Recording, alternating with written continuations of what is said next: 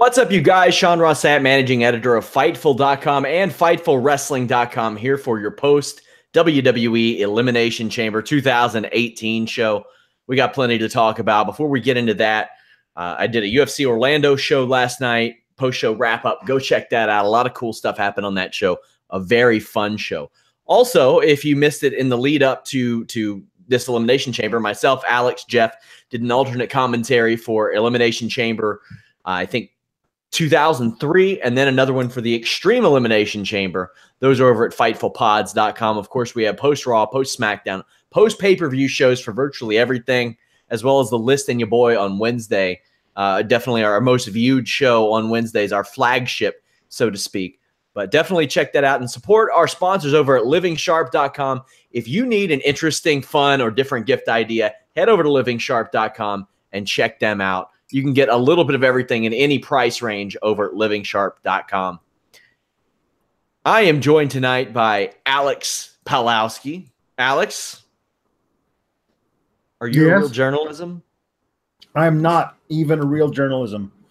You are a confirmed internet shit dick. I am. Confirmed. Confirmed internet shit dick. It's been confirmed by multiple sources. I'm also joined by Anna Bauert, who, if you listen to me, you would think that she attended EPW Perth, which she does often, but she actually is fresh off of attending New Japan Perth. I'll get that right one day, probably far after we have any coverage of it. Yeah, far past its relevant. But while it is relevant, I have an article up of my review, which you should check out. Also an interview with TMDK, all at Fightful.com. It is really, really good stuff. Anna went in depth. A lot of media there, at least until New Japan has one of their bots flag us and send us a copyright strike after they credentialed us as media. That's a fun one. That's a fun one. Well, we have WWE Elimination Chamber to talk about, and there's a little more to talk about because Dana White, UFC president, tweeted out a photo today of Brock Lesnar swinging by to see him. Now, there were some people that thought maybe it was an old photo. No, it wasn't. Brock Lesnar is already in Vegas. He did go visit Dana White today.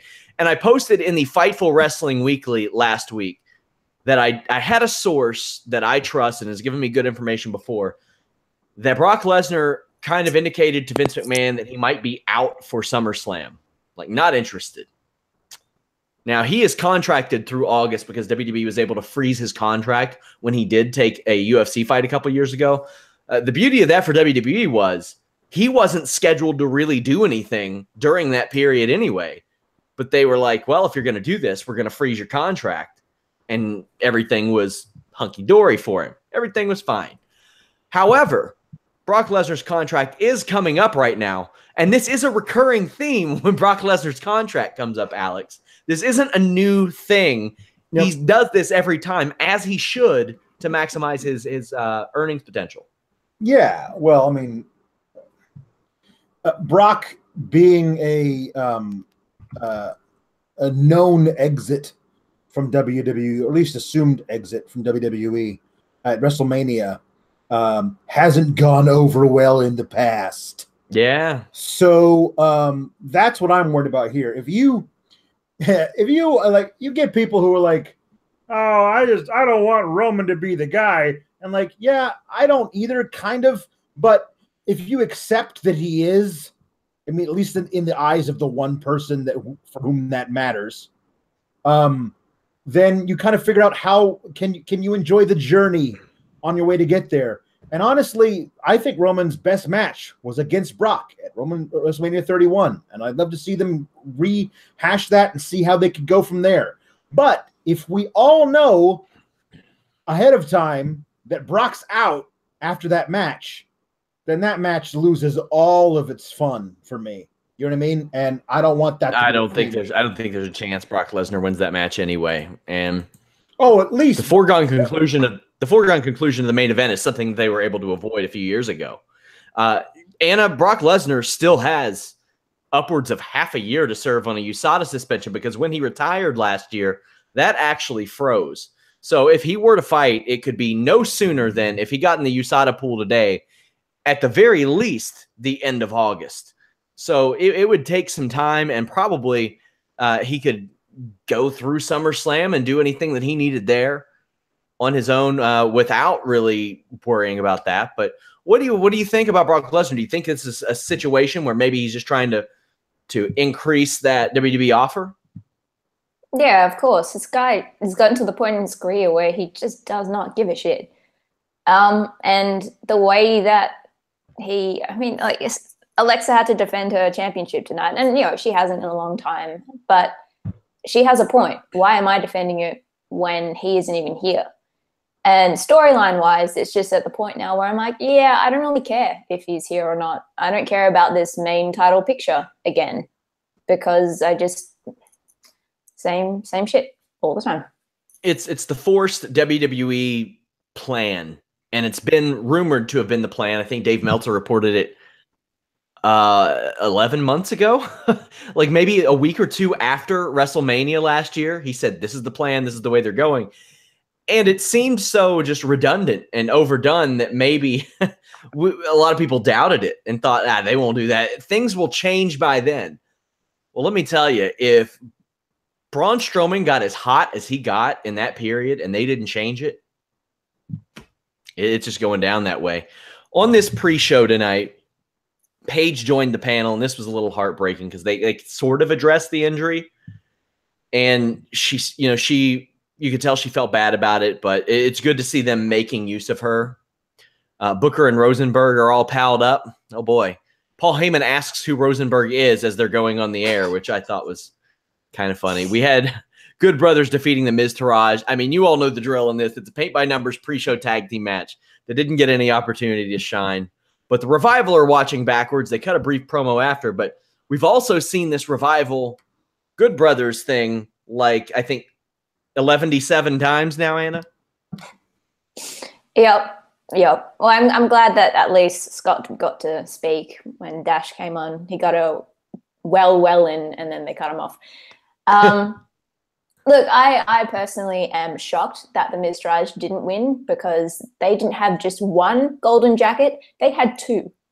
And with that, they could have won the chamber, but they didn't. So that's the biggest thing I took away from that. Apart from that, there was an awesome karate kick to Axel's head by Luke Gallows. I love that he's implementing that. That's hilarious. He is so much fun to watch. And then the other big thing I took away from that, and a few times during the night, were a bunch of Too Sweet villain chants going on there. That should order a cease and desist. Alex, any thoughts on this pre-show or anything on it? Well, see, Sean, I think that the big problem with the fact that they're going back to the, both brands on the same pay-per-view is that we're not going to get in these great mid-card matches like this one on the pre-show matches of the brand-specific pay-per-views. This was whatever. This was a match you throw on in the middle of the second hour of a Raw that's boring. Like, I can't believe they couldn't find something better to do with their pre-show match. But whatever. It's fine. I love Bo and Curtis. I love these guys are the real golden lovers in my book. But no, you did not. It was a joke. It was a joke, Anna. I was playing off the color of their jackets. Anyway, no, this was fine. I do think it's funny to have the Revival like hanging out backstage just to watch the match and not to have a match of their own is kind of telling. The Raw tag team scene is in dirty bad shape. I'll tell you what wasn't in bad shape. This Raw Women's Championship match, the Elimination Chamber. I considered this match of the night. I have my podcast notes and my match ratings up at Fightful.com right now. Go check it out.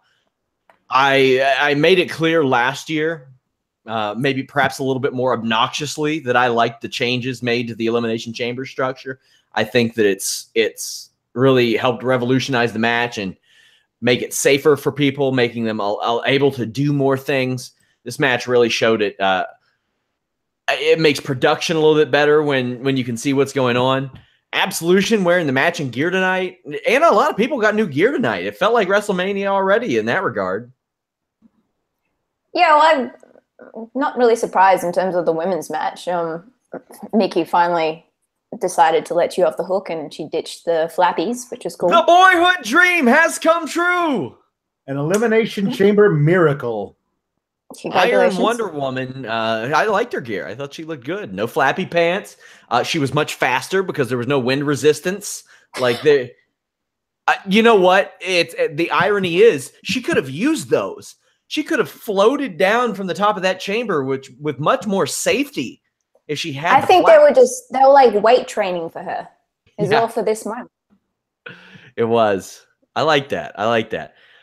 Bayley Spider-Man's the cage. It's a Saito suplex in the ring. That's a great addition to her arsenal that she's made in the last year. The new structure also allowed for her to hit an elbow drop to the outside on Sonya Deville. The next person out, it had to be Mandy Rose, right, Alex? I mean, that's just smart babyface booking. Oh yeah, no. The order of everybody coming in for this match was kind of obvious, but it didn't take away from the match's impact. I thought it was the right thing to do, given Bayley. It made Bayley fight from underneath, all that stuff. Sasha is out to even the odds, has her traditional knee offense, and then Banks taps Mandy Rose immediately, or not immediately, but pretty quickly. And I thought this was the right first elimination. Mandy Rose, the greenest of all in the ring, and she did what she was supposed to do, and they got her out of there. Yeah, for sure. And she did a great job tonight. I absolutely loved when she first exited the pod. She looked so happy, and then it was just quickly followed up by Bayley smashing her in the gut. And the whole segment. And as soon as Sasha came out, was it Mandy that she beat the shit out of? One of them. Either way, it was fantastic. So Mickie James comes out and gets this cool, like, spider Hurricane Rana off the cage that is a play off of her Mickey Rana. Then Mickie climbs onto the top of the chamber and hits a Thez press off the top of the chamber onto Sonya. It kicked ass. It looked great. Really cool. Lou Thez could not have done that better, Alex. Well, no, he's dead now, but he's definitely not doing it dead. No. But in his heyday, even alive, no, he couldn't have done it better then. But definitely not now. Yeah, I agree. Sonya gets pinned with that, and then Bayley DePelli on Mickie, and she's out. Bayley and Sasha wait on Alexa Bliss, who runs away from them, and I love this spot. This was so cool, and we had what we'll discuss, but we'll talk about the Sasha Bayley thing. But just Alexa just handling this and avoiding everybody and running away. The moment she walked out for her entrance, she just sold the shit out of it. And it's moments like these where I remember how much I love her and why. Running away could have looked so Benny Hill style and eventually boring, but they made it work. That visual of her in the middle of the second tier, just holding on, and then Bayley and Sasha will approach you on either side, and you just see her look on her face. I'm very happy. I loved her facial expressions inside the pod too. Through that whole thing, she tells such a story with just that as well.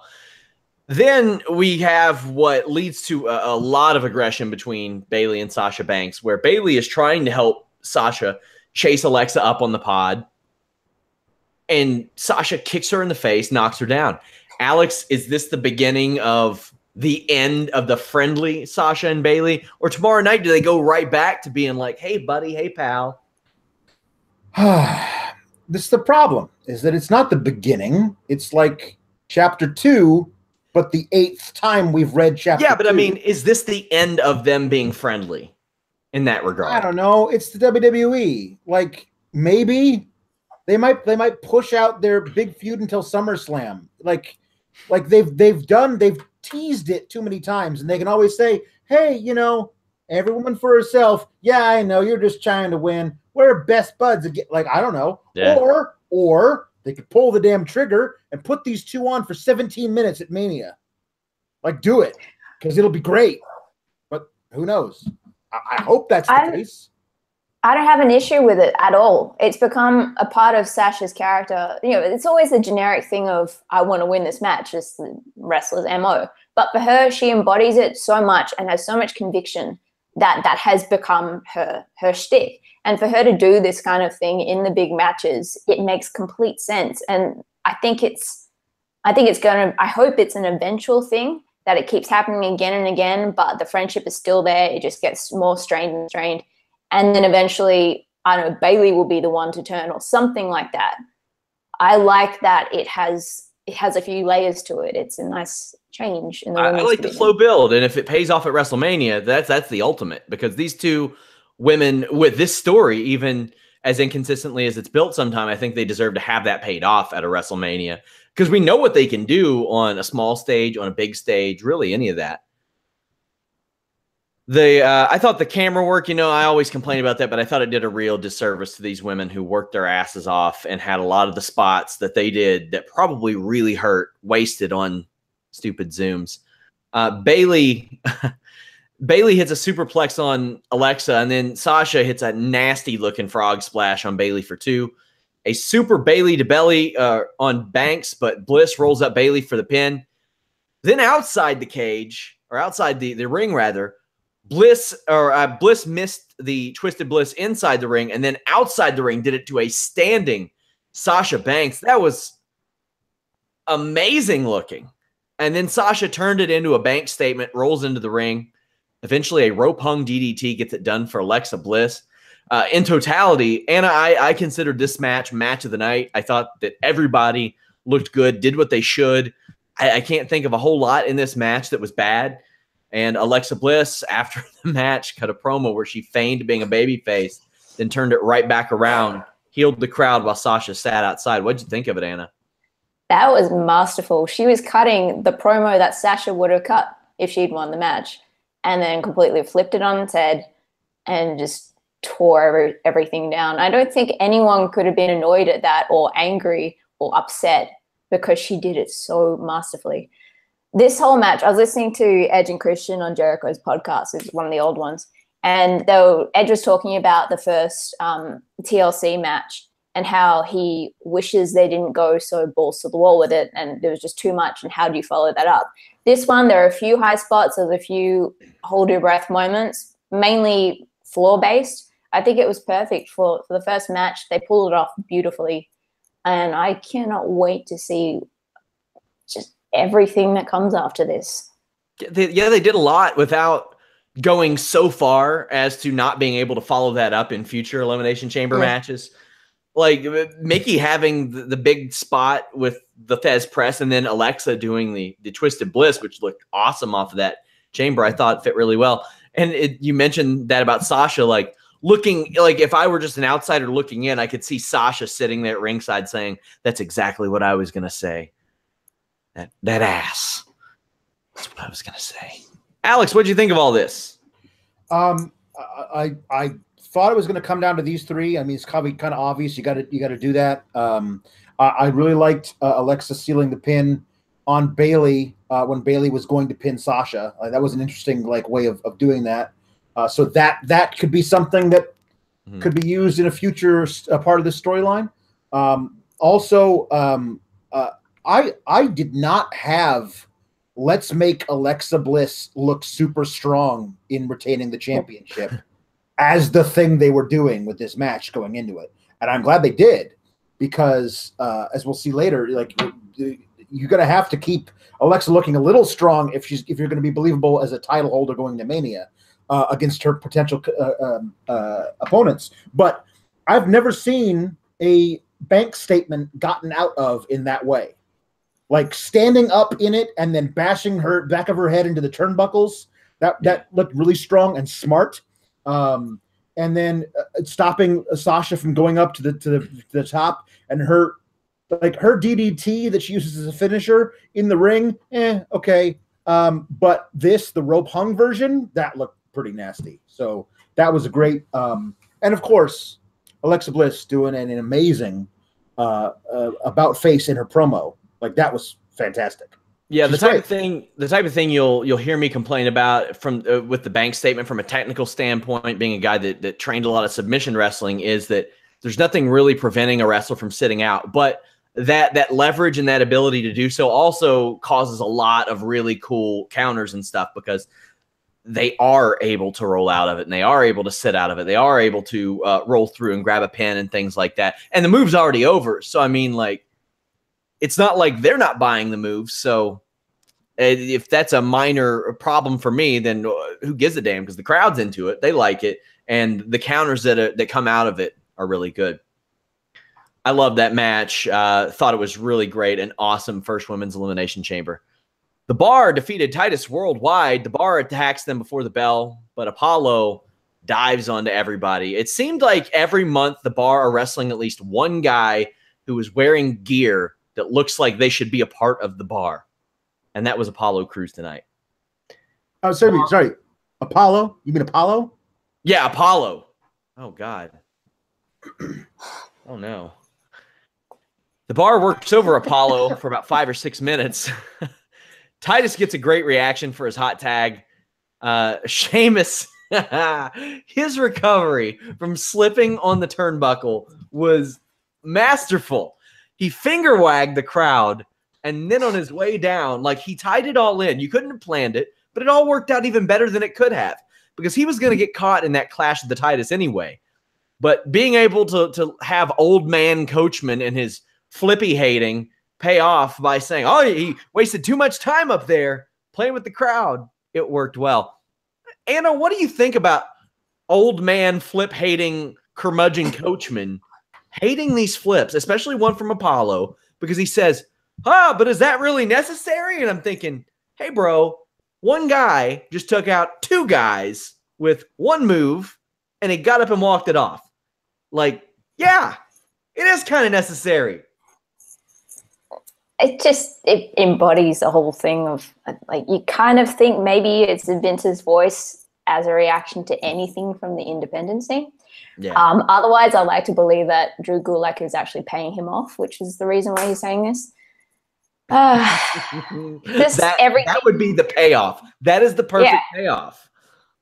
Everything that's happening with what a lot of the commentary team have said about wrestling journalism at this moment in time. I'm not going to say anymore because I do want to get to WWE one day, and so I do not want to say anything bad against El Tainto or any of his family. Oh, man. Alex, your thoughts on this? The Bar hit their finish for the win. I want to know what you thought of the match, and where the hell do they go from here? Who? So here's my conspiracy theory. I'm sure it's entirely wrong, but I think it would be a great way to handle this.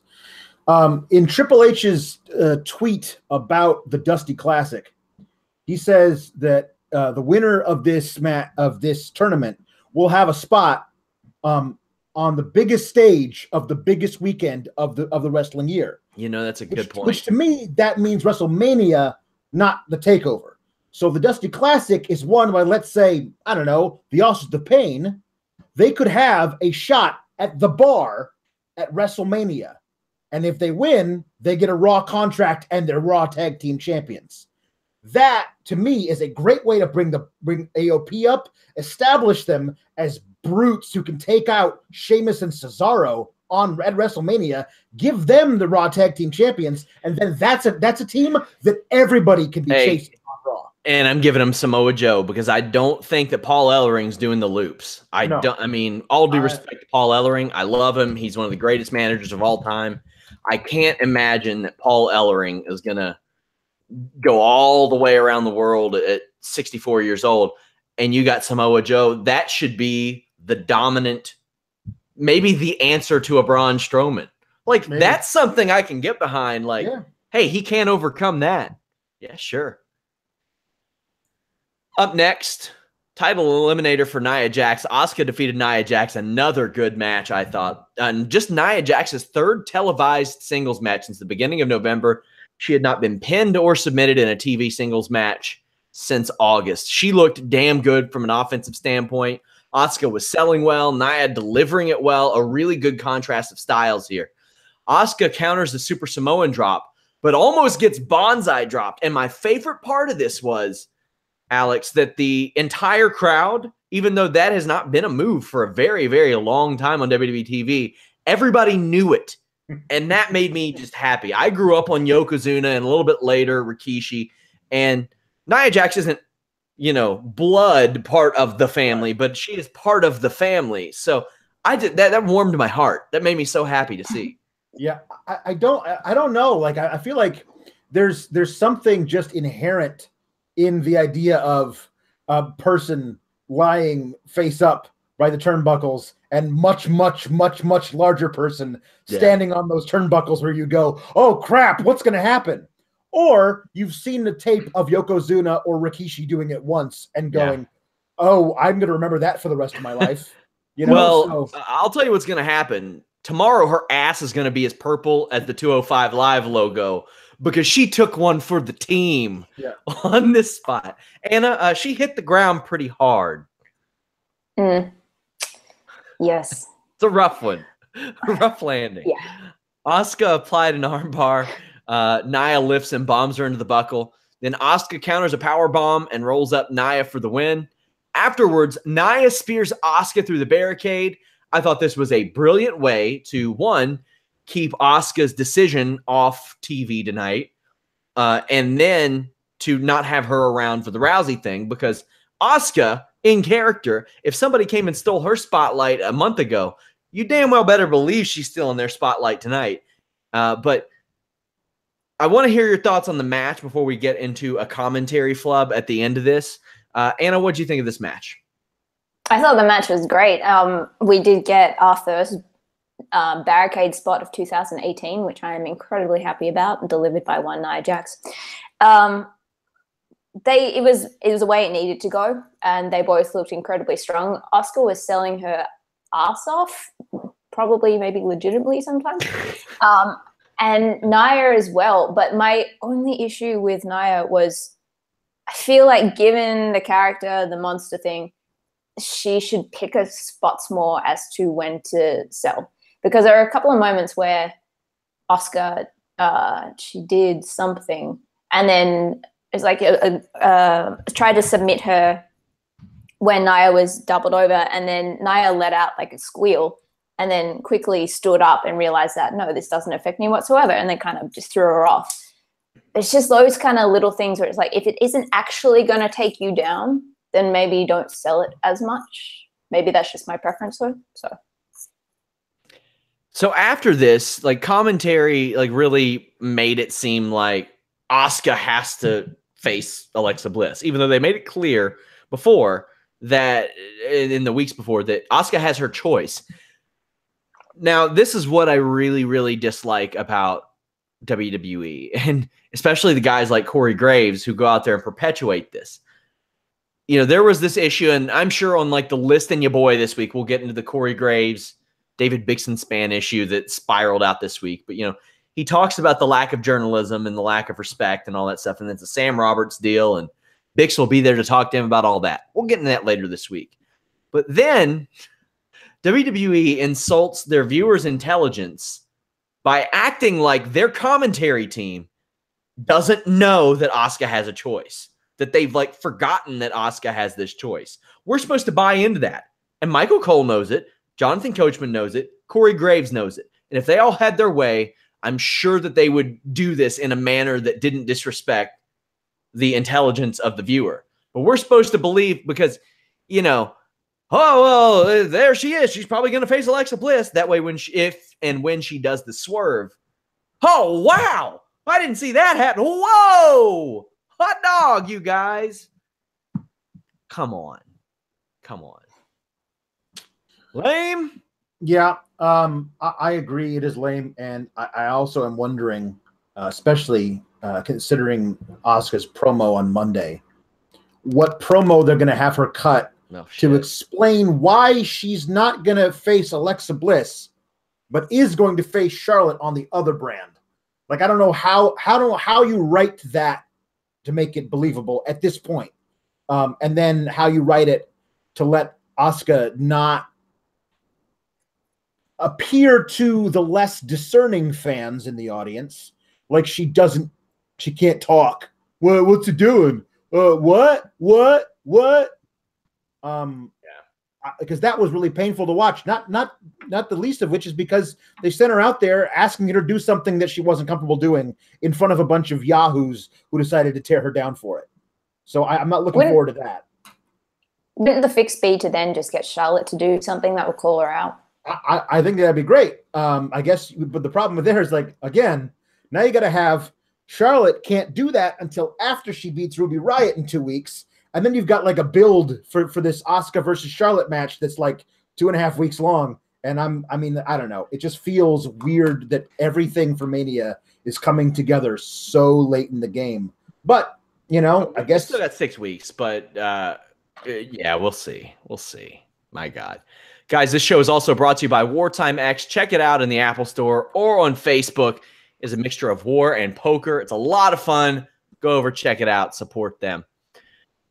Up next, Woken Matt Hardy defeated Bray Wyatt. And the first Fightful Mania match has its stipulation. Jeff laid down the challenge to you last week, Alex, and I have confirmed it. A barbed wire beach ball match. Yep. The problem with this match is that I'm so morally opposed to beach balls that, much like Bailey and kendo sticks, I will refuse to use the weapon stipulated in the match on general principle. Ooh. And it'll probably then you will die. Wind up losing. I also suggested, and our MMA fans will like this, Anna versus Showdown Joe. If Anna loses, she's not allowed to curse. If Joe loses, he has to curse on every show. That's what's hot in the streets. Maybe I can book Vince Russo versus Matt Riddle too. So Bray Wyatt is out first, and Matt sings obsolete to him. This got a good reaction. He catches Wyatt off guard when Wyatt searches for him. Hardy almost has a twist of fate reverse, but then counters the counter with a DDT. I like that a lot. Woken Matt Hardy was really over with the crowd, but not as much as a dumbass beach ball, Anna. And Rusev Day. That's true. Don't forget that one.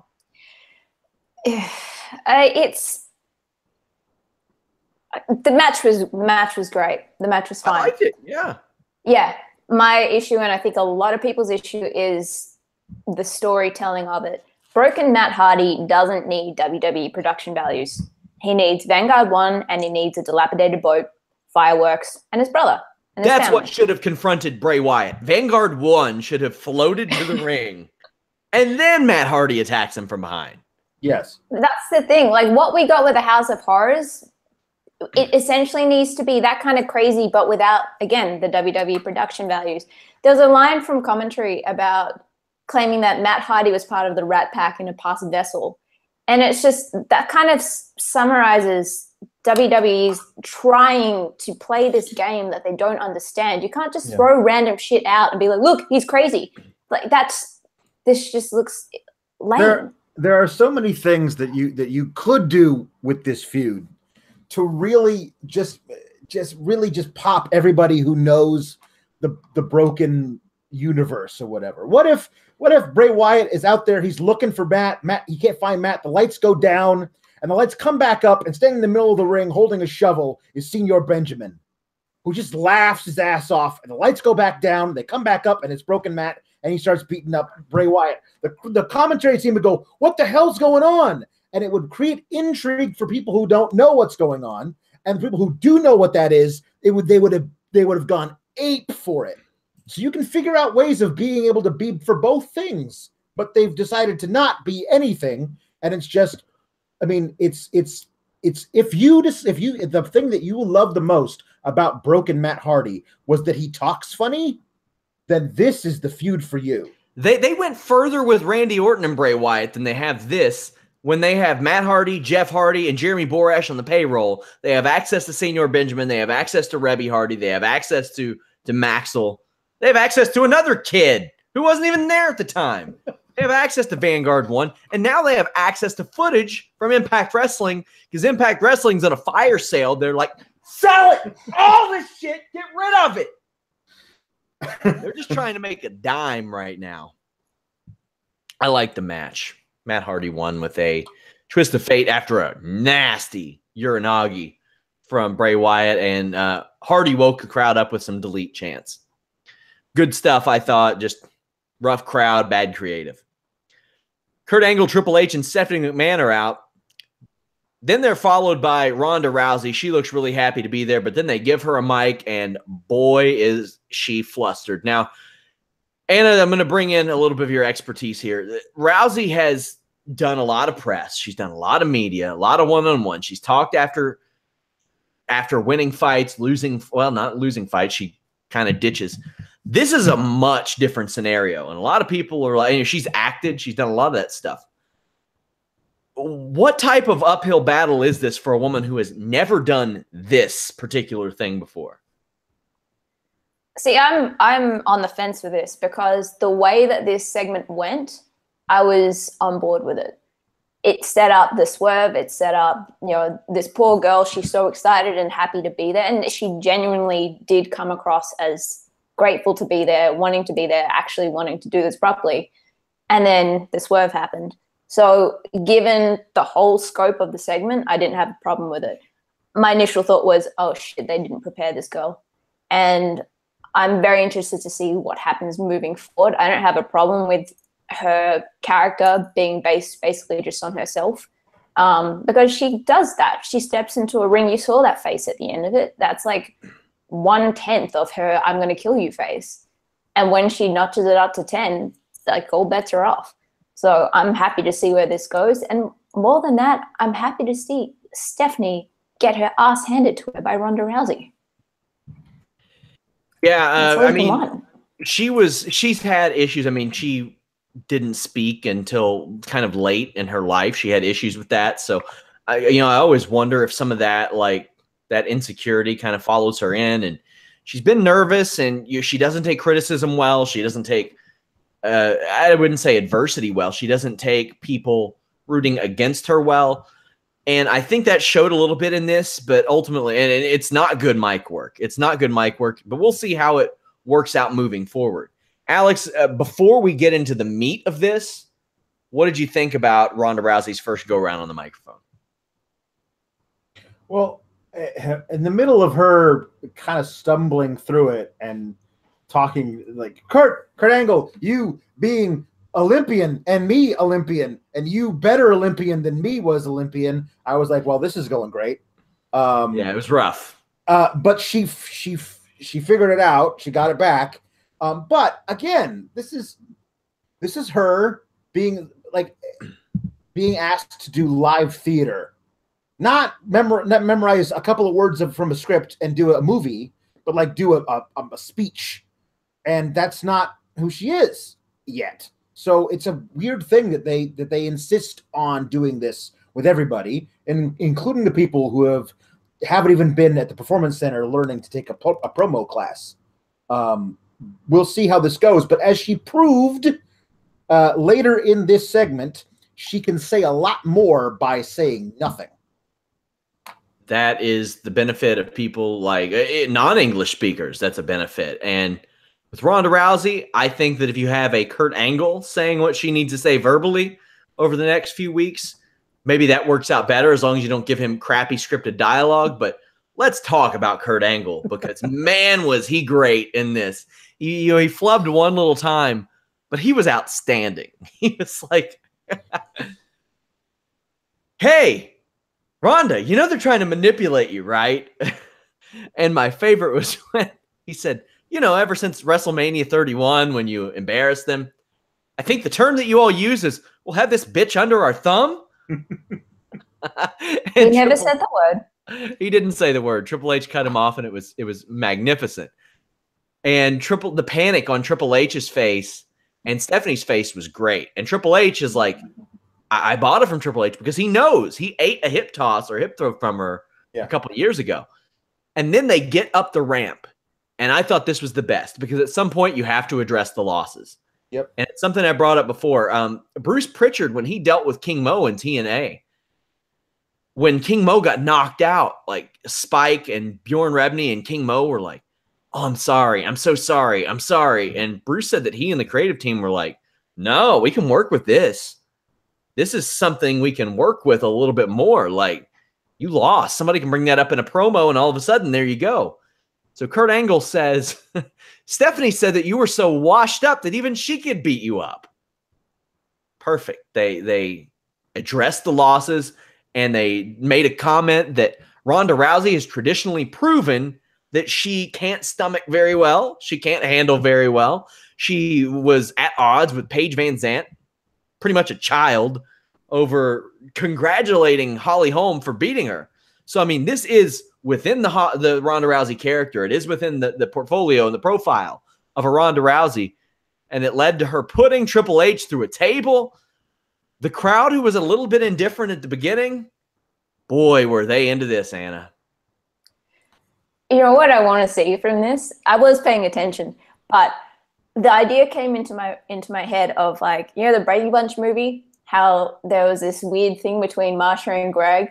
So if Kurt Angle brings in Ronda Rousey into, like, as his adoptive daughter, and then Jason the entire time just tries to hit on her. That's what I want.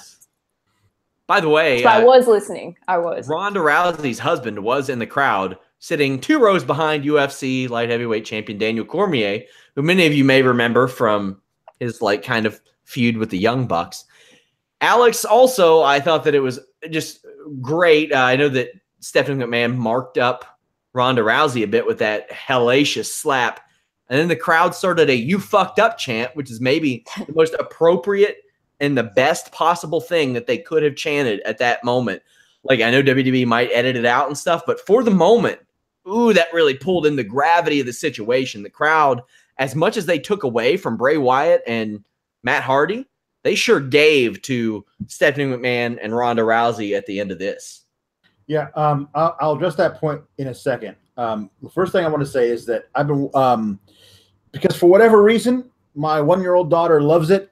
I've been watching a lot of Perfect Strangers on Hulu, this amazing 80s sitcom where there's Balki Bartokomous, this Meposian immigrant to the U.S. I'm going to call Child Protective Services on you. Yeah. It's actually great. It's one of the best comedies I've ever seen because these guys are a great odd couple, and Balki just won't shut up and gets his cousin Larry into all kinds of trouble because he won't shut up, and that's Kurt Angle's gimmick in this segment. Just shut up! Why are you saying this? Like, but don't you understand? You told me last week, cousin Larry, that you hated his guts. What? Like, and this was this. It was very funny. Also, Ronda Rousey stared Stephanie McMahon out of the ring. It was great. It was perfect. She didn't need to lift a finger because once you've body slammed, basically just picked up and urinagied Triple H through a table, like, what do you need to do to prove that you can take out Stephanie McMahon? What, a 14-time world champion there? Yeah. So in this case, everyone who was kind of like, I don't know if I want to like Ronda Rousey being in WWE, by the end of this segment, they were all for it, because what do we need to make WWE fun? Evil people in charge and somebody underneath who we can root for effing them up. And that's what made it work for so long. And so when the Attitude Era was magical, because you had Vince and waiting for Stone Cold to stunner him. Now you got Steph and her husband, and you got Ronda Rousey, who wants to just take them both out. That's it. And Rousey getting physical and actually landing something on Stephanie is the payoff. It's been the payoff for like 3 years. Yeah. Because she just grabbed her in a bit of an arm crank at WrestleMania a few years ago. But, you know, you finally armbar her, or you slam her, you hip throw her or something like that.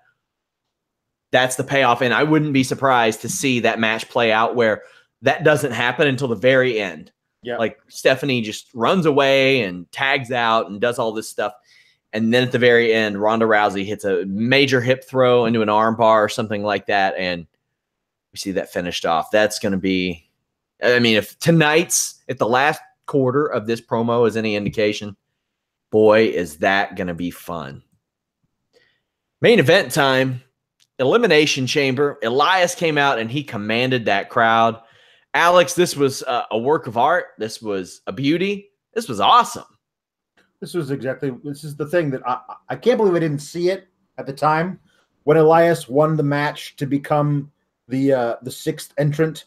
I was like seventh or seventh at the sixth time, but now is the seventh. That they were setting it all up just so he could be the first one introduced, so he could start in the chamber on the guitar and do one of the guitar promos. It's perfect.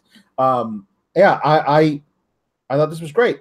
Elias is exactly what he needs to be right now. And within the next 18 months, I don't know what his ceiling is. Like he could, it's all up to him, really. Like he's doing some great work, both on the mic with his guitar and also in the ring. I'm looking forward to see where his career takes him.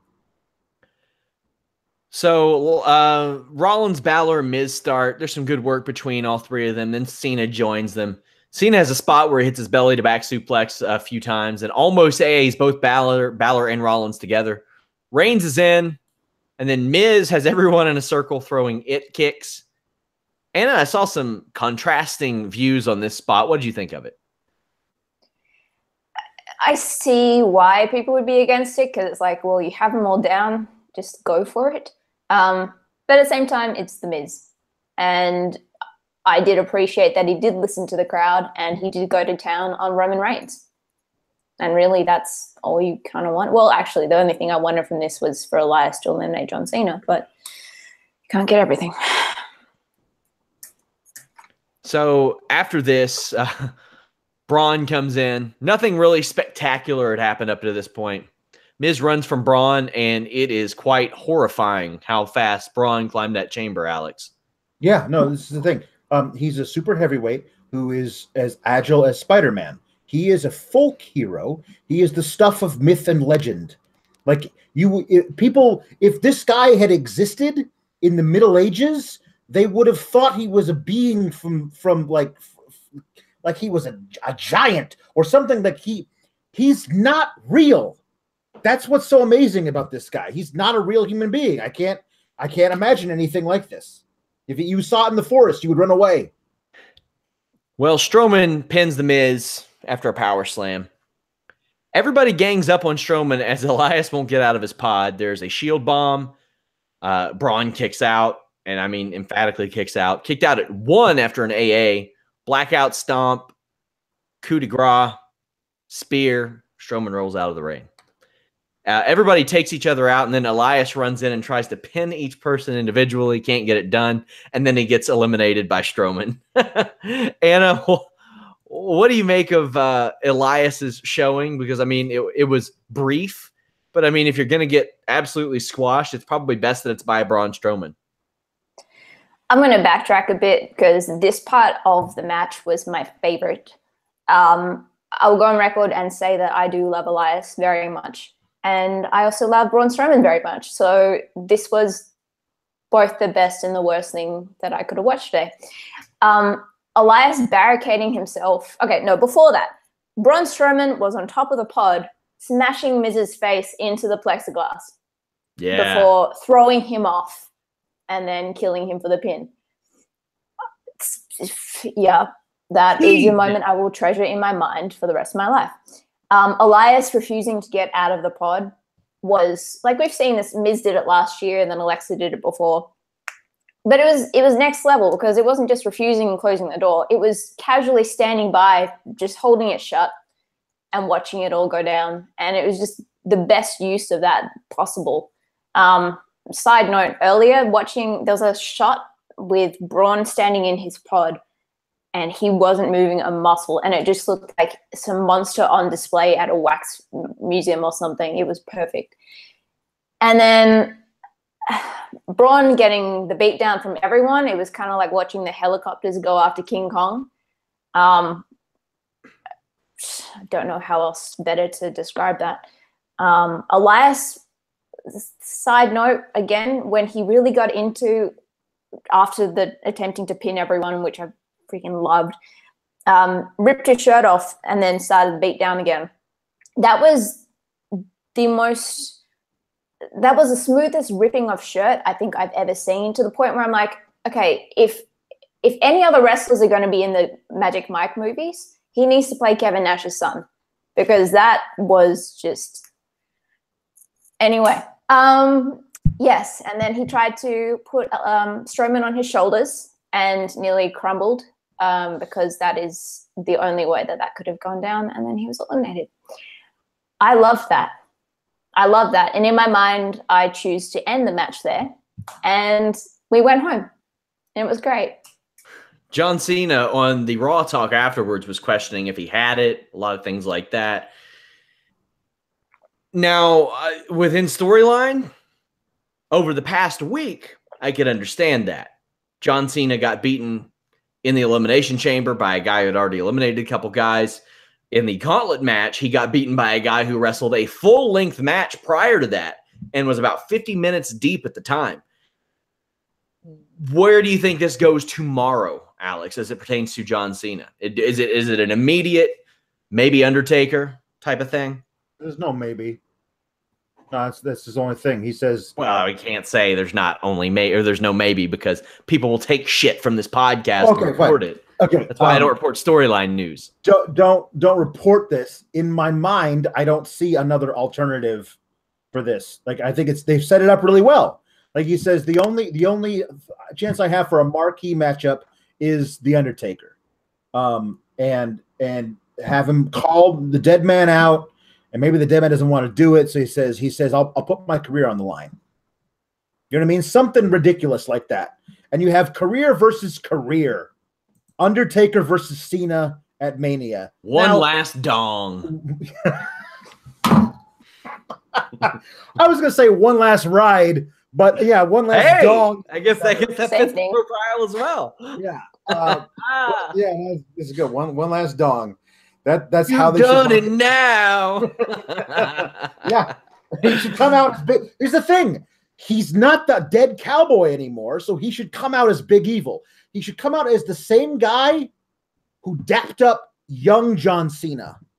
That should be his thing. I don't know. I don't think they'll do it. I don't think they will either. But I mean, there's a cool way of listen. There's nothing more poetic than John Cena getting basically brought into the WWE by the Undertaker, and then like maybe possibly being sent out by the Undertaker. Like that would be a bring really back cool. His purple gloves. Bring back his purple gloves. Yeah. Balor has some success with some strike combos and a big coup de grace to the back of Strowman, and then Strowman kicks out because he's kicked out of everything. When Balor gets a 1916 on Rollins, Braun power slams Balor and then beats him. Rollins and Reigns both try to team up on Strowman, but ended up battling and using the same buckle bomb to Superman punch spot from last week. Strowman chases Rollins up the cage, but Rollins catches Strowman with an ugly-ass Samoan drop that was all on Braun. Like, Braun held on to the chamber a little too long, and it looked ugly. So a little bit of a botch there on Braun's behalf. Rollins gets 2 on a frog splash after. Then Rollins gets beaten by Braun. Down to Reigns, and he flies over the top rope to the outside onto Braun, spears him into the pod, Superman punch, 2 spears, finishes it off. Anna, Roman Reigns wins the match, but he got his ass kicked real proper afterwards. So he should have. That's the only way that if he were to win, and he did, that was the only way that they could prevent the crowd from rioting. Because at the end of the match, they had get these hands chants. I believe I saw speckles of blood when Strowman was crashed through the plexiglass at first, or the only time he was. And the only other thing that I took from this as I try to erase the rest of it from my memory, do you think that they get a cash bonus every single time they indicate to the WrestleMania sign? They should. Because that moment before the frog splash from Rollins, I mean, it's like we know it's there. And like we know how close you are to the sign because of how massive it actually looks with you standing that close to it. I just kind of wish, if you're going to acknowledge it like that, then climb up onto it. I think Total Divas apps suggested that, and I'm fully on board with that. I'm going to take this time to make a plug. It'll be up sometime this week, you guys. Our next shirt, point at the fucking sign, ProWrestlingTees.com/Fightful. You all can go check that out. We also have the Fightful Mania tee. The You Have Opinionated Wrongfully shirt is up for a limited time. That one's about to go, so if you want it, probably should order it today or tomorrow. And we have our classic Fightful tees as well. But now, all of our viewers can get bonused every single time they wear that shirt. In fact, I suggest that they buy the Point at the Fucking Sign shirt and then stand next to somebody who's wearing the Fightful Mania shirt. That's the ultimate combination. There's Alex, also 20% off at the store online. they will be Monday too, to using Wednesday. the code new site tomorrow. And I will be spending more money I don't have. Hey, Alex, I'm ready for your tears. Okay, so here's what I've kind of come to realize in watching WWE. That it's some things are just, foregone conclusions. And if I came into this thing knowing that Roman was going to win, just knowing it, and so I said, how can they get to that point that would make me still enjoy the match? And they did it. They did it. Like presenting Braun as nearly unstoppable. Like if you play video games and you come across a boss that has like so many hit points, his HP is like through the roof. You just have to whittle him down, like hitting him with all these different things you can do. You build up your might meter so you can hit a finisher on him or whatever until there's nothing left, and then finally he's out. It takes forever, but finally you got him down. That's what they did. Like he took so many finishers in this thing, and he kicked out of stuff at one. Like 8 or 9 finishes. This is what we wanted. If he was going to lose to Brock Lesnar back in September, we wanted him to have to, like, Brock to have to work for it. Like hit him with 2, 3, 4 F5s. Like really whittle him down to nothing. And then to be fair, they should have never bastardized the F5. One F5 should have put away everybody. If one end of days puts away everybody, one F5 always should. But that was in the era of just kick out of finishers, kick out of finishers. Sure. But with this guy, he's special. You have to hit him with everything you got. You got guys gang up on him. The whole story of this match was Braun Strowman. This read to me like somebody was told, okay, Roman is going to win. Write the best story to get Braun over where Roman still wins the match. And that was this. So, I mean, even after Braun lost, he still got back up and threw Roman through a pod and beat him up, hit him with 2 more power slams. Like, you've built this guy into such a huge thing that, to me, now the big deal is, if Braun's not involved in this picture of the Universal title thing for Mania, then where do you go with him? And my thing is that the other guy who's got nothing to do right now is Seth Rollins. So just do it.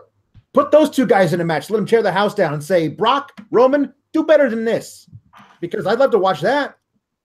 Yeah, usually when there's the 50-50 aspect of a guy loses, then gets his heat back, I have a problem with it. I don't have a problem with this because Reigns doesn't lose any heat from this. His heat is he's going to WrestleMania and he's winning a title. Braun Strowman essentially went through every single person in this match, including Reigns by the very end. So he is still a monster. I don't think that you should avoid putting the monster that you have over because you're trying to appease the monster that you might not have in a few months. Like, push him to the point to where he is that marquee guy. Anna, any other lasting thoughts from this show, which I thought was a very, very good wrestling pay-per-view? Basically, just going off what you said, I really loved the 2 elimination matches. The others, it was more. I really liked Asuka and Nia Jax. Story-wise, I wanted more from the other 2, but that was pre-pay-per-view. That was an issue. Just going off what you said, and this is what I was wondering at the start of the podcast when we were talking about Brock, is how valuable is he anymore? Because you've got Ronda now. You have Braun Strowman who can rip him apart. It's story. Yeah, it is a good story. I mean, you could go that way, but I mean, I think they want as many assets as they possibly can get. I think that's. But this is what I'm saying. If this is just a ploy for him to get more money, cool, all power to him. But they have built up like the outcome of this match, and the outcome of a whole bunch of people's storylines are based around the idea of 2 guys, pretty much, and one guy in particular is a huge part of this equation that is up in the air at this point. So, I mean, it's a lot to ride on if someone isn't actually going to be around. And I get it. Like, he's been doing this for years. He's a monster. He can do nearly anything he wants, bar and USADA violation. But to me, it's just, I don't know. I get wanting to get more money, and maybe I'm being incredibly naive in my view here. And I get that's the reason why a lot of independent people sign to WWE is for the contract and all that kind of stuff. But it's like, it's wrestling. Like, yeah, but I mean, he's worth it. If they love this job.